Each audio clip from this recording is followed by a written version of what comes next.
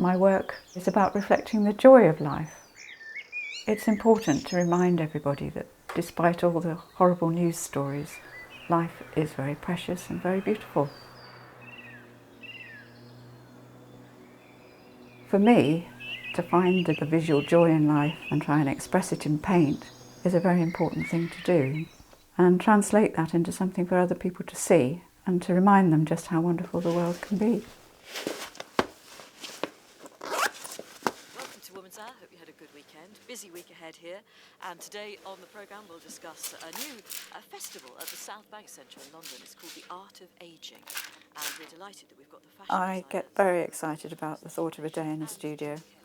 It's my most happy place to be. It's where I feel most at home. I suppose I'm cut off from the outside world. I'm in my own zone when I'm in there. But when it's going right, there's no feeling like it. It's just such a wonderful thing to be able to do.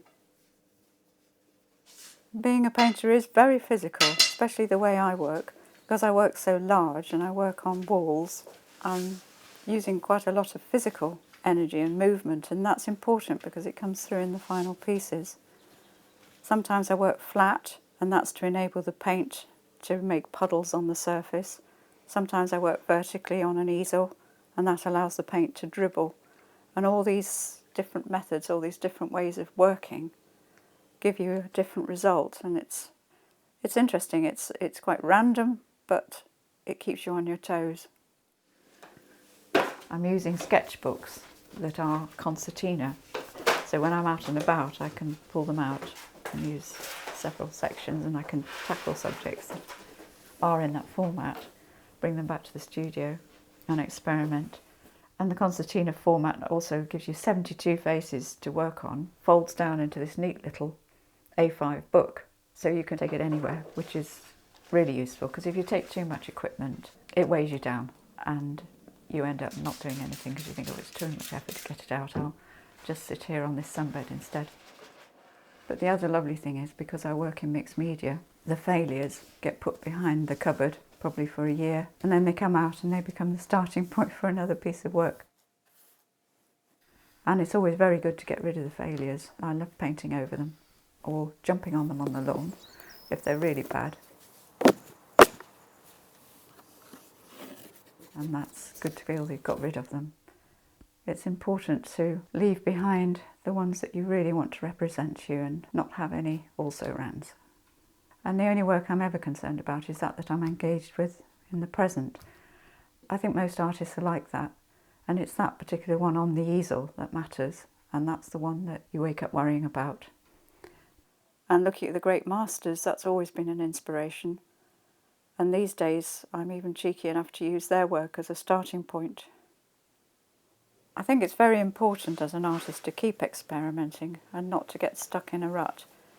And I find my mixed media methods help me with that. I love to go to art shops and see a new brush or some new paint that I haven't used before. I've always used sketchbooks in my work, and these days I use the camera and the iPad just as much for gathering source material. I find the iPad really useful for composing. I've already reduced this to the same shape as the board that I'm going to use. And I've also done a series of sketches of the sunflowers that I did last autumn. I'm going to work from those. It's a combination of two ideas, and I'm now trying to prepare a board that would be suitable. And already it's got some random collage on and a bit of coloured gesso. And I'm going to add a little bit more paint before I get started in a random way. You can imagine my iPad gets covered in paint as well. I've ceased worrying about it now. So this is the final piece. It's going to be in 4 pieces, this particular work, and 3 of them are already joined up, so I'll show you those by unrolling it across the floor. I've even had to wash the floor especially so that I can roll it out to show you. I'm often asked where I get my inspiration, and my standard answer these days is life, because it's whatever comes upon me. And this recent one was unusual really. It was a dull day, but we were walking on a beach in Cornwall, and I suddenly thought the cliffs would make the most wonderful panoramic piece.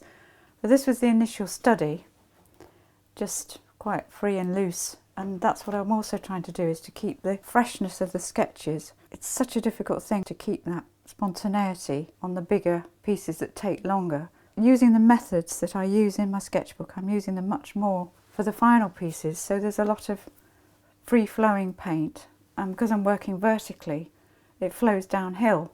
Then I discovered these wonderful dribbles, which in this case are very redolent of the fissures in the cliff face.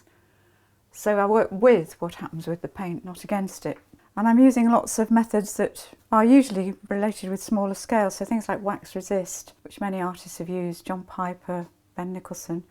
Some of the paints I'm using now, I dilute heavily to get the resist effects. The older and the more experienced you become as an artist, the more you have to guard against doing things that you're very comfortable with. So I'm constantly on the lookout for things that are going to throw me out of my comfort zone. So scale is one of those things. You really have to think differently. You have to have different tools, different equipment. You have to stand, you have to work from the elbow and the shoulder.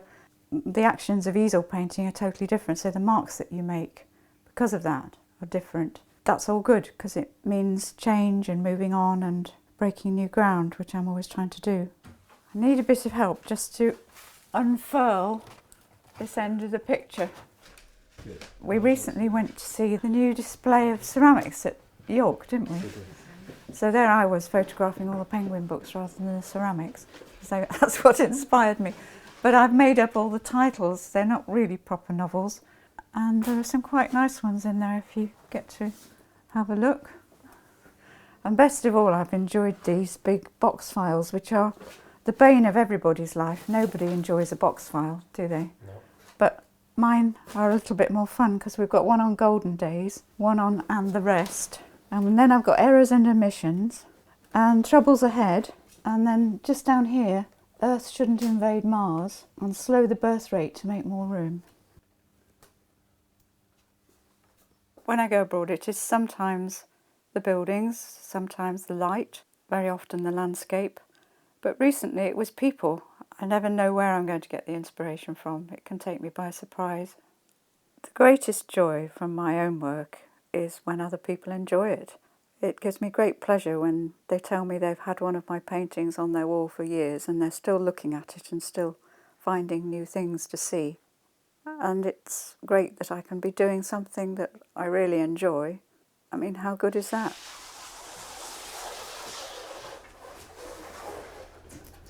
I'm not sure whether they're the right way round. Do they look the right way round? Are they talking to one another? No, they're having an argument. Oh dear.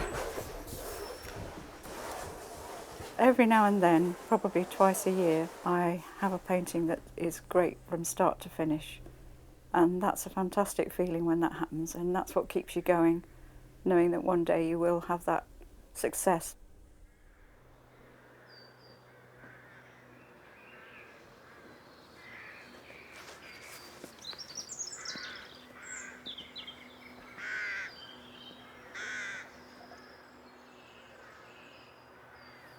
I'm so lucky to have really interesting landscape on my doorstep. We've got parkland and an orchard and a brook, and they're all forever changing. It's wonderful to go into the orchard when the apple trees are in blossom, but it's equally interesting when the frost is on the trees in the winter and the spiky silhouettes against the beautiful winter skies. And then down by the brook, when the ice comes and the snow, you get the most wonderful reflections of the sky and the trees and the shadows.